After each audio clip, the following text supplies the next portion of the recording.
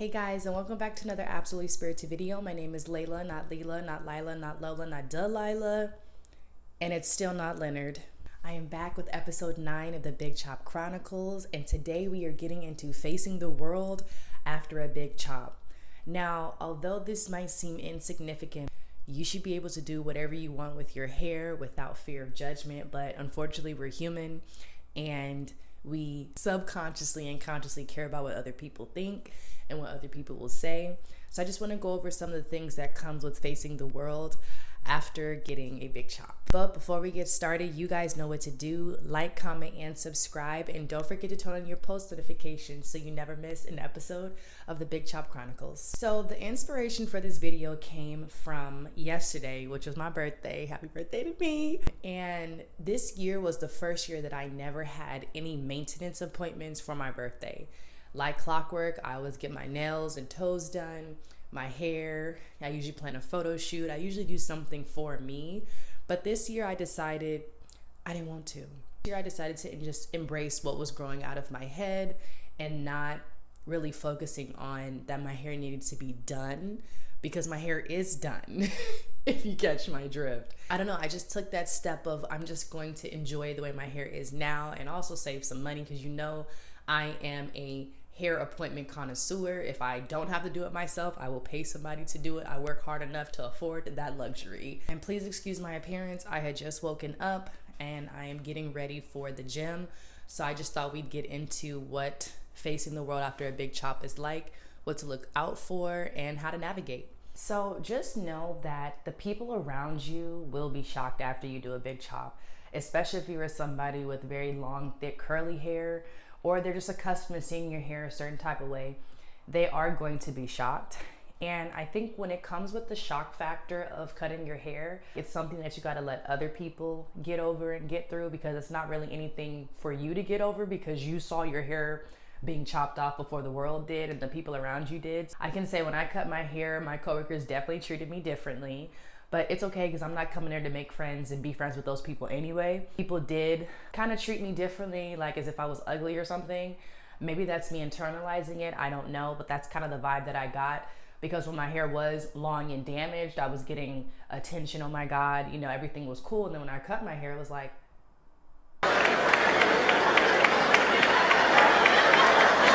and I was like, so what are we talking about? It's not your problem, it's their problem if they're shocked in a negative way. It is an adjustment, kind of like men who have beards and they chop them off or shave them off.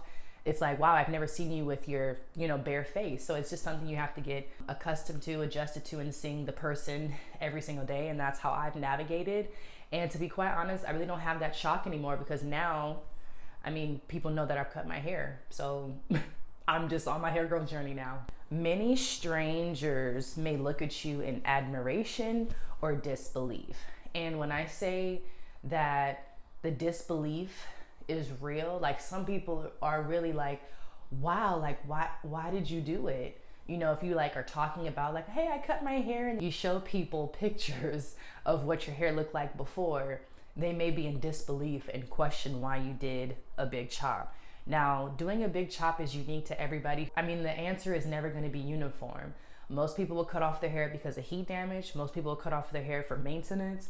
Most people cut off their hair because they like short hair and want to experience it.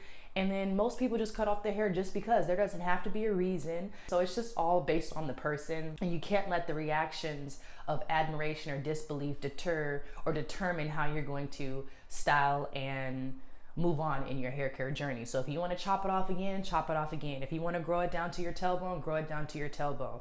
But people will either stare in admiration or stare in disbelief.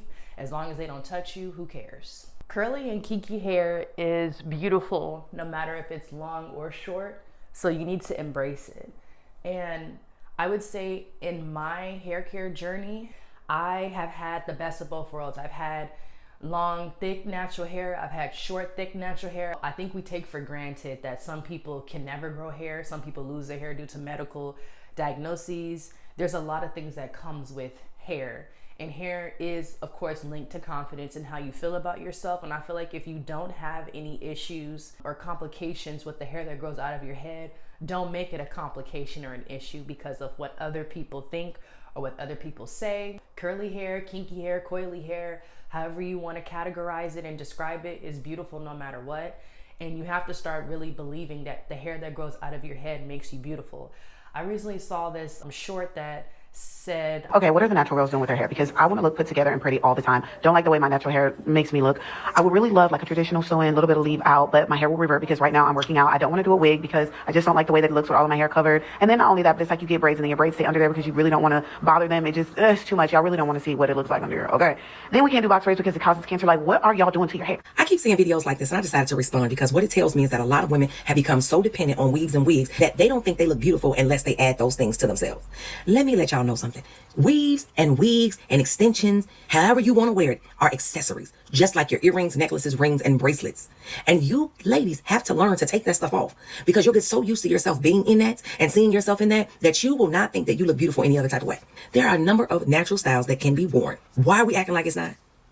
Because you don't think they're cute? No, what I don't think is cute is people wearing wigs and weave all the time while their hair's being dry and ashy and falling out and getting damaged. That's what's not cute. Not having edges because you have played in your head is not cute. Natural hair is and has always and will always be cute. Believe it or not, there's a lot of people that feel that way, that they don't like the way that they look with their natural hair.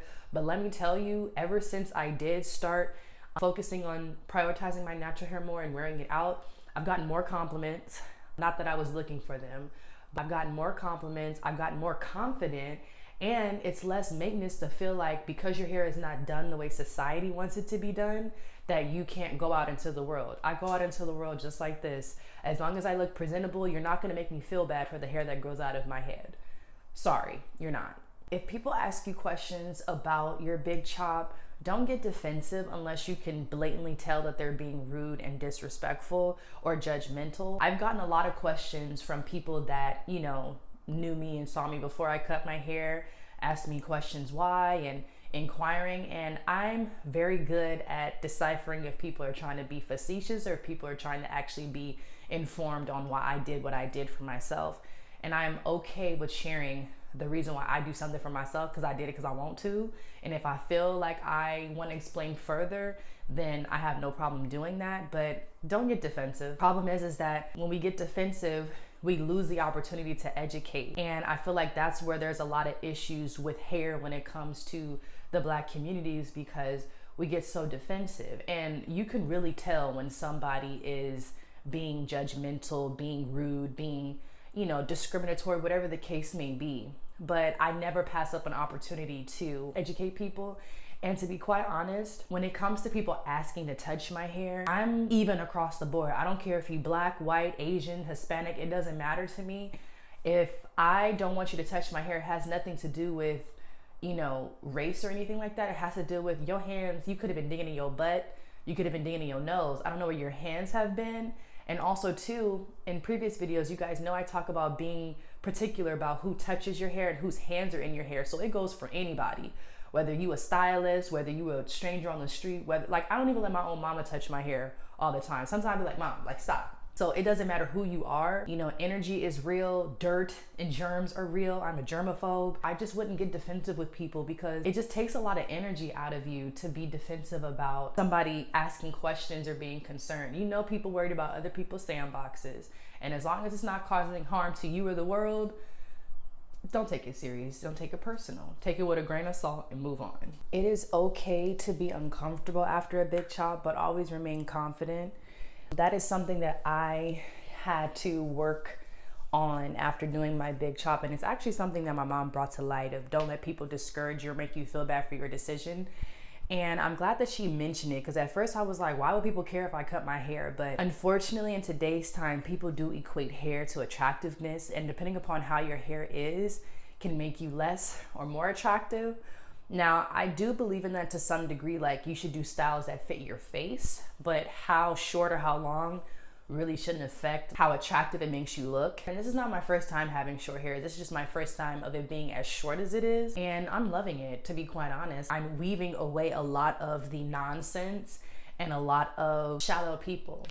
Because if you can't be around me or be seen with me in public because my hair is short and it's not in the way that most Black women wear their hair, that makes me less worthy of social appearances, that is okay with me. I will be in the bed rubbing my feet together because, like I always say, I'm for the sheets, not for the streets, okay? The crown that God gave you. Your hair will grow back if you do the work and put in the effort.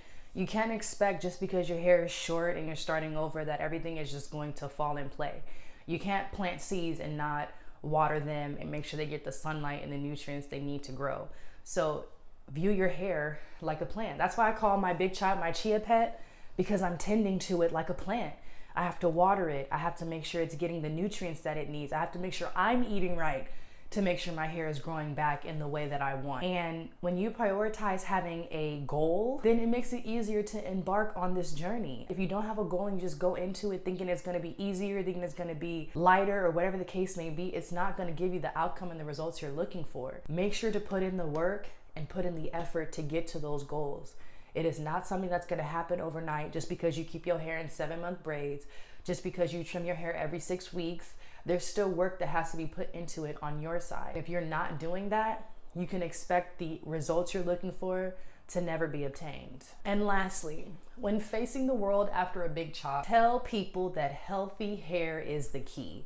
That is my favorite thing to say to people, because they miss the point of just because my hair was long does not mean it was healthy. And health looks different for everybody and every person embarking on a hair care journey. Health is the key. Health and wellness. Prevention is better than cure. So if I practice healthy habits now, it'll be easy to implement in my life as second nature. Well, we have made it to the end of the video, and I just want anybody watching this to understand that facing the world after a big chop is not the same as facing the world after amputating your leg. It's an adjustment. And the more we stop looking at it as like a disfigurement, the more we as natural hair beauties and natural hair girlies can really stop caring about what the world has to say. Whether you want to chop it and be bald, whatever it is that you decide to embark on, who cares what other people have to say? You got to live your life for you. And remember, only God can judge you. So if God is not telling you you shouldn't cut your hair, why did you do that, X, Y, and Z, then I could care less about Susie and Rosie and what they have to say. And neither should you. Thank you guys so much for watching, and I'll see you guys in the next episode of the Big Chop Chronicles. Bye.